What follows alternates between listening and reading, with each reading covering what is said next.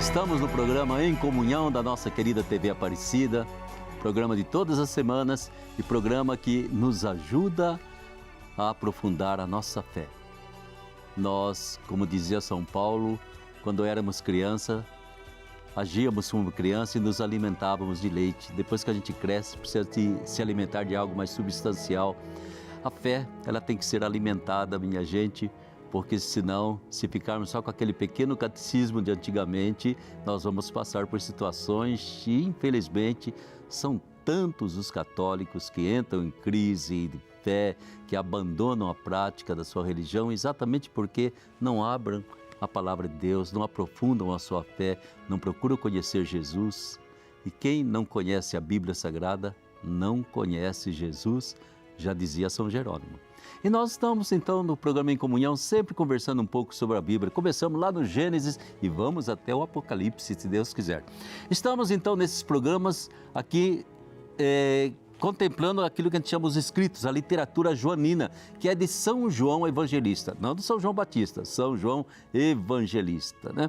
Esse evangelho que é um evangelho significativo.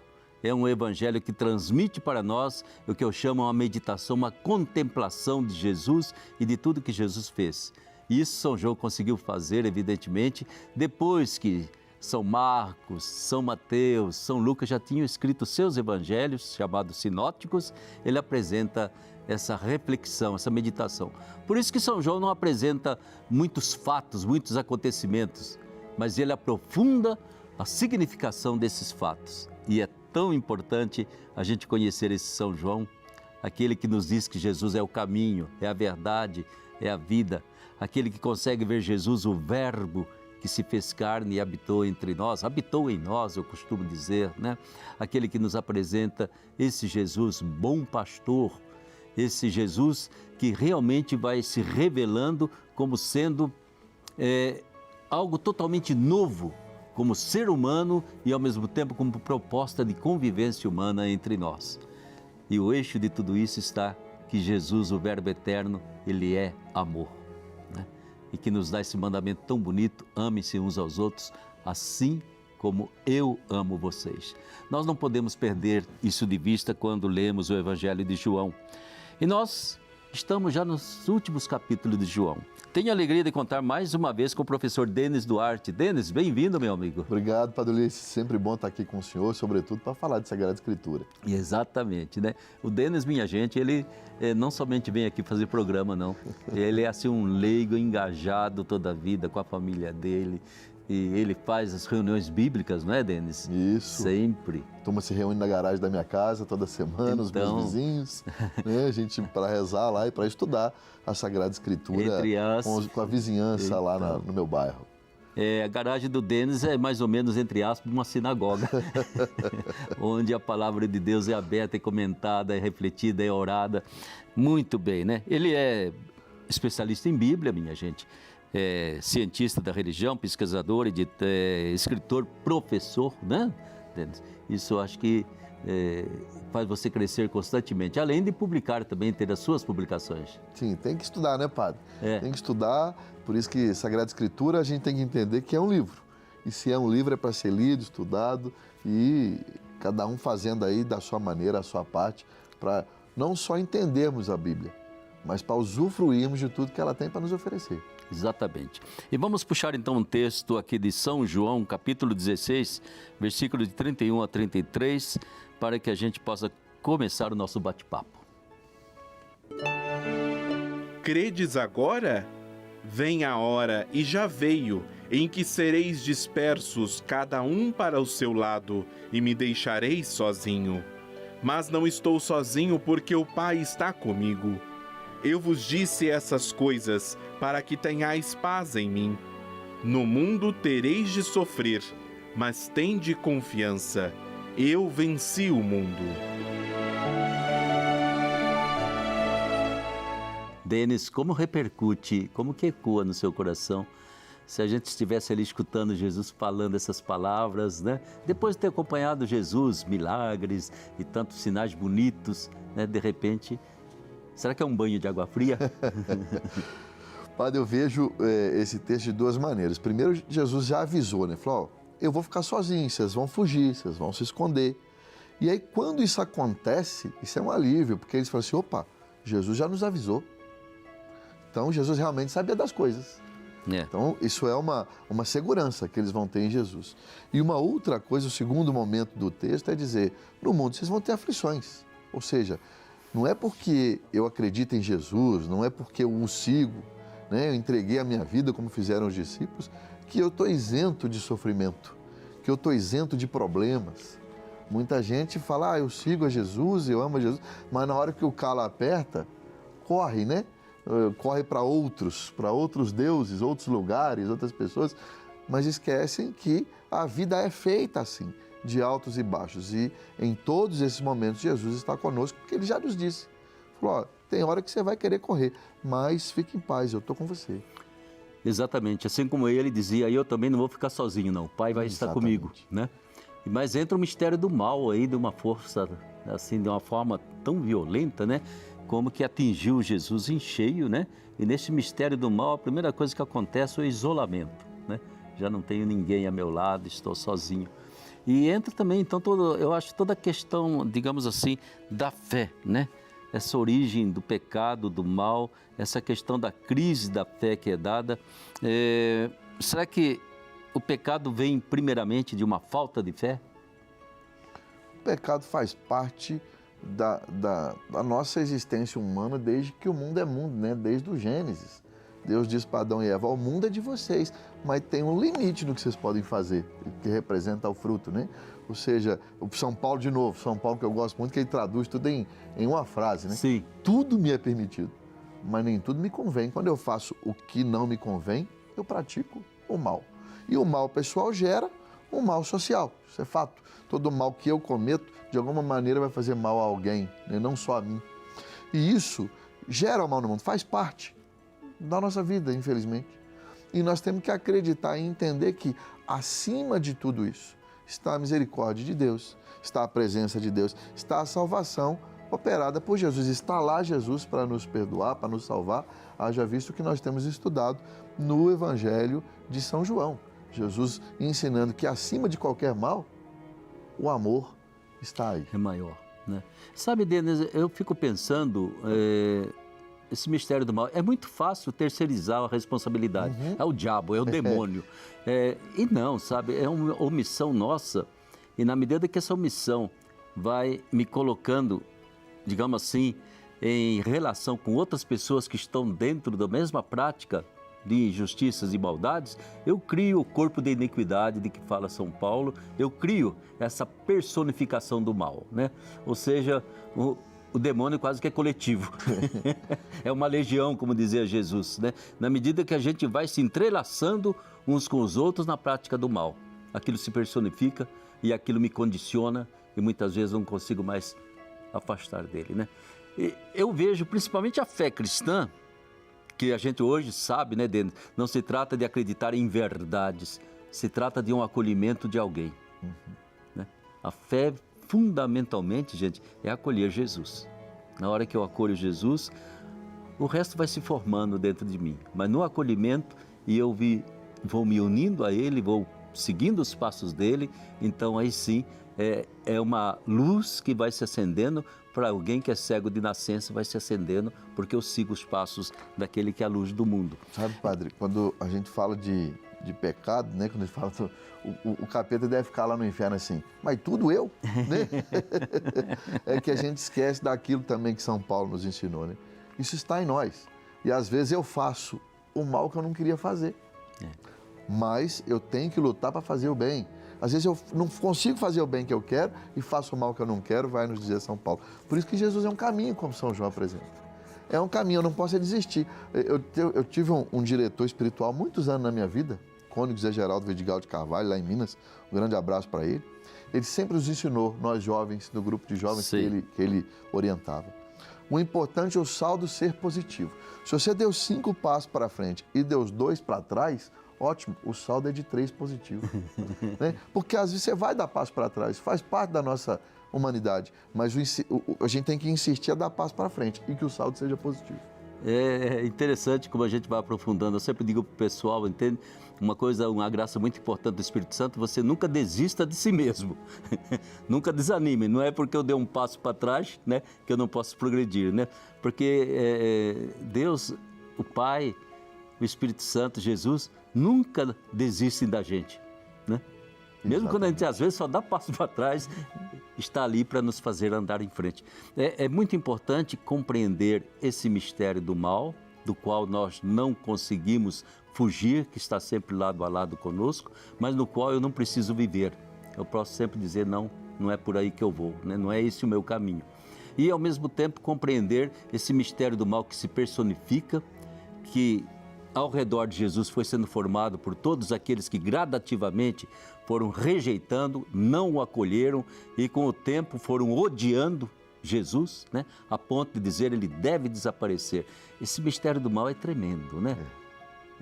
É uma força que você não entende determinadas guerras, você não entende determinados atos que são feitos assim por grupos e tudo mais. Como é possível o ser humano chegar a isso?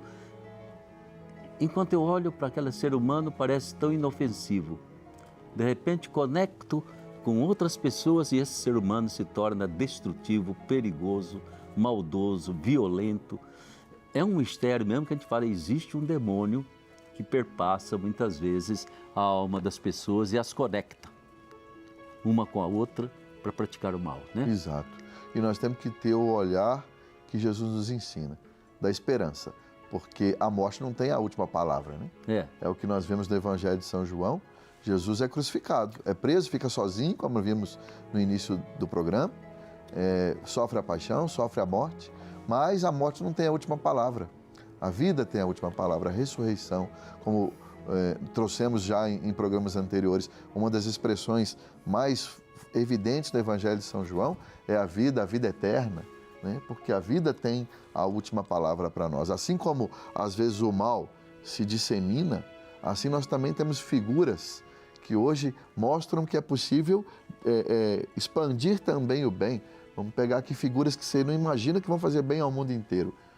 Uma freirinha lá na Bahia, em Salvador, Irmã Dulce, né? Santa.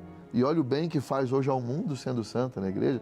Pega a Madre Teresa de Calcutá. Sim. Então, tantas pessoas que às vezes você olha assim, são frágeis, não vão fazer nada e fazem um bem ao mundo inteiro. E só acende a esperança de que, de fato, a vida tem a última palavra, né? E a gente vai olhar um pouquinho, então, nessa paixão segundo São João. É impressionante, né? Porque Jesus se vê diante daqueles que querem o poder, manter o poder, reafirmar no poder. Eu gostaria que você comentasse um pouquinho, porque, primeiro, a prisão de Jesus é algo que acontece ali quase que assim às escondidas, né? Mas ele vai enfrentar o poder religioso, Anás, Caifás, ele vai enfrentar o poder político, entende, ali de Herodes e a crueldade de Herodes, ele vai enfrentar o poder maior que dominava o mundo ocidental e quase que toda a Ásia, o Império Romano, né? Ou seja, ali está Jesus de Nazaré, filho de Maria e José, diante de uma força imensa que era o mundo daquele tempo, né? Como que a gente pode analisar, desde o momento que começa ali a prisão de Jesus, depois de tudo aquilo que foi a última ceia, aquele bate-papo gostoso com os seus amigos, né? E de repente começa uma tragédia absolutamente inexplicável, inesperada, mas que vinha sendo preparada há muito tempo. Sim, de fato assustador até quando a gente começa a ler o Evangelho, porque no primeiro momento Jesus é condenado pelos religiosos, pelo ambiente religioso, os líderes, a liderança religiosa de Israel, que justamente por poder, por status, não queria eliminar Jesus, né? E foi um julgamento que a gente lê no texto e vê um julgamento falso, cheio de mentiras, cheio de situações que você percebe ali que são artimanhas. A sentença já estava dada, né? A sentença já estava dada antes do julgamento, né? Só que eles não podiam, eles não tinham autoridade para mandar matar Jesus. Então eles tiveram que levar depois para o poder civil. Para lá encontrar uma outra acusação, diferente daquela religiosa. né? A acusação religiosa é que ele estava se passando por Deus e que não podia isso e que ele não é Deus, mas a acusação civil teve que se tornar outra, porque eles queriam, na verdade, a morte de Jesus. E qual foi a acusação civil? De que ele estava se autoproclamando rei no lugar do imperador romano. Então você vê aí todo o imbróglio para poder, de fato, eliminar Jesus por interesses, ora religiosos e depois, ora políticos, civis, por conta do reinado do Império Romano. Foi uma junção de interesses para poder eliminar Jesus. E para o pessoal religioso é tão doloroso, né? Que o interesse que eles tinham para acabar com Jesus, para que ele não estragasse a festa da Páscoa. Ou seja, eles achavam que estavam prestando um louvor a Deus, entende? O Deus que estava na cabeça deles, né? Eliminando Jesus Cristo. É tão doloroso de como se pode manipular, né? A fé, a crença, a religiosidade, levar um povo a gritar crucifica-o, né? Talvez o mesmo povo que tinha muitas vezes visto Jesus fazer o bem, pregar, dar a sua mensagem, é esse mesmo povo que de repente muda de lado e vai gritar, seja crucificado. E há que se fazer uma diferenciação, né, Padre Ulisses? Existiam aqueles que de fato manipulavam o povo por interesses de poder, de status. E existia aquele povo que inocentemente era manipulado, né? E por que se faz essa diferença? Porque isso explica uma das frases, para muitos sem entendimento, que Jesus disse na cruz. Pai, perdoa-lhes porque eles não sabem o que fazem. Porque às vezes você mas estão matando Jesus e Jesus ainda pede perdão só sendo filho de Deus mesmo. Não, é porque Jesus de fato está dizendo, eles realmente não sabem o que fazem porque eles acreditam, fizeram com que eles acreditassem que de fato eles estão fazendo o bem, que eu realmente estava atrapalhando.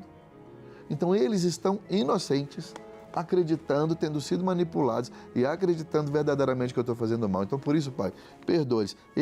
Eles não sabem o que realmente estão fazendo. E veja, pensando um pouco, Denis, e veja que naquele tempo eles não tinham os meios de comunicação que tem hoje para poder enganar, iludir, conduzir, manipular, condicionar a mentalidade, né?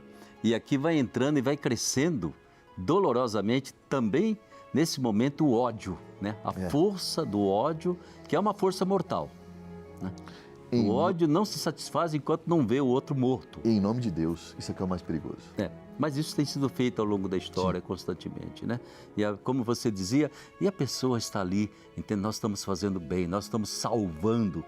Salvando o quê, meu Deus do céu? Quando entra a morte, quando entra a violência, não está salvando nada, está acabando com tudo. Ou seja, nosso Senhor passou por uma coisa dolorosa no mundo daquele tempo, evidentemente, que era organizado, tinha suas leis, entende? Tinha as suas autoridades religiosas, civil, política, militar, tinha tudo arrumadinho, né? E o arrumadinho todo funcionou para poder levar Jesus à cruz sem motivo algum, né? A não ser a mentira. A não ser o ódio, a mentira, sempre estão de mãos dadas nesses momentos. Mas é interessante também todos esses interrogatórios fictícios de Jesus que a gente vê, né? E como você dizia, no fundo, era uma questão de não perder o poder, não perder o controle sobre aquele povo, né? Seja do Império Romano, seja ali a sociedade religiosa, né? Mas aqui a gente tem uma coisa que me chama a atenção. Há um momento de escolha. Sim. Há um momento de votação, digamos assim, né? Aqui está Barrabás, aqui está Jesus. Como que você interpreta essa cena do Evangelho de João? Porque Barrabás representava a luta direta contra o Império Romano. Barrabás fazia parte de um grupo de judeus de revoltosos contra o Império Romano. Armados e que ele estava preso, inclusive, por conta de lutas e de matar soldado romano. Né? Ele era um dos líderes, provavelmente, desse grupo, que lutava mesmo com armas contra o Império Romano. Então, o que o povo quer? Quer resolver a situação imediata. Né? O que o povo é levado a querer, na verdade? Né? A resolver uma situação imediata.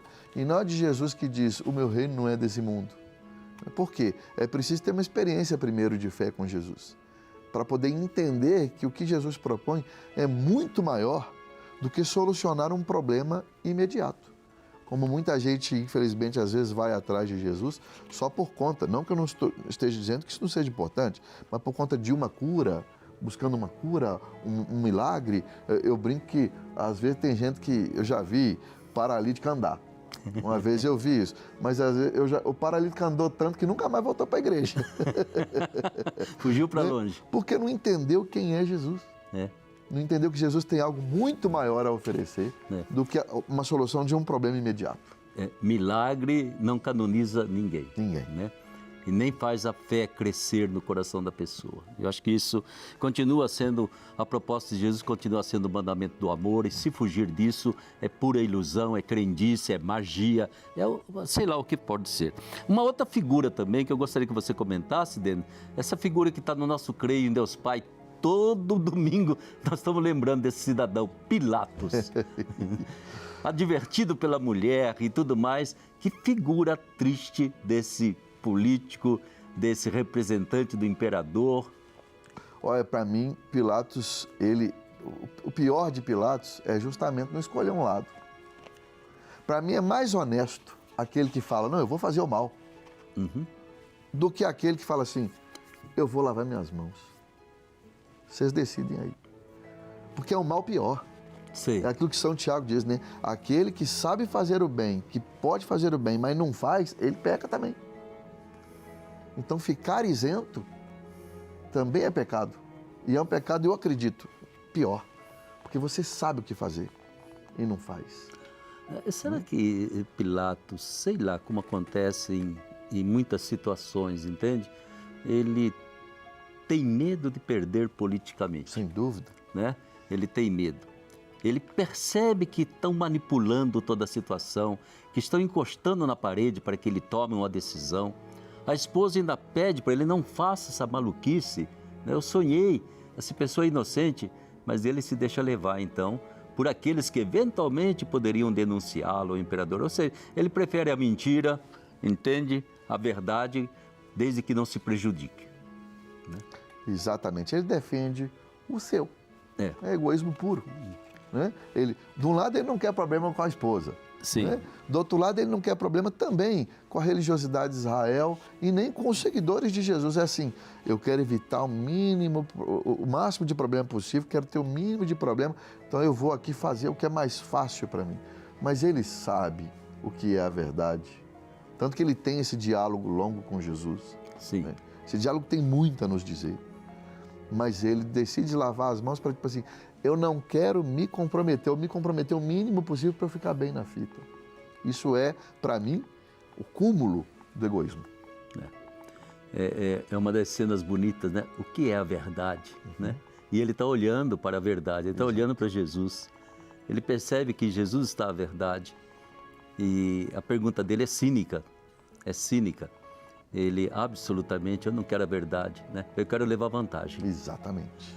E são coisas assim que parecem cenas que são estereótipos, que se repetem ao longo dos séculos, chegam até o nosso século 21, né? Vão se repetindo essas cenas, esse modo de muitas vezes manipular, e hoje com os meios de comunicação, então, é a coisa mais fácil do mundo, essa manipulação. Eu acho interessante essa figura que foi criada, né, ultimamente, influencer, o influenciador, aquele que é capaz de manipular milhares de pessoas e só por manipular ele ganha milhões e milhões, né? Ele lucra. Ou seja... o que a gente fala, Padre, quando a pessoa começa a ir atrás de outra na rede social? A pessoa vai seguir fulano de tal, né? E é o que Jesus sempre nos propôs. Vem e me segue. Muita gente deixando de seguir Jesus para seguir influencers aí, esquecendo do mandamento do amor e seguindo um monte de influência absurda nesse mundo. E a pergunta que fez Pilatos continua, entende? Aliás, nem sequer se faz essa pergunta, né? O que é a verdade, né? Porque hoje é o que é que me agrada, o que é que vai me trazer vantagem, né? Então, a grande preocupação que não existe em muitos corações, onde é que está a verdade? Isso é verdade, isso é falso? Né? Não, está aqui, olha quantas pessoas que acessaram, aquilo me influencia, aquilo toca no meu emocional e eu me deixo enganar tranquilamente. Mas está aí Jesus, então, sendo flagelado. Essa tortura de Jesus, como é que a gente interpreta isso aí? Flagelado, coroado de espinhos, né?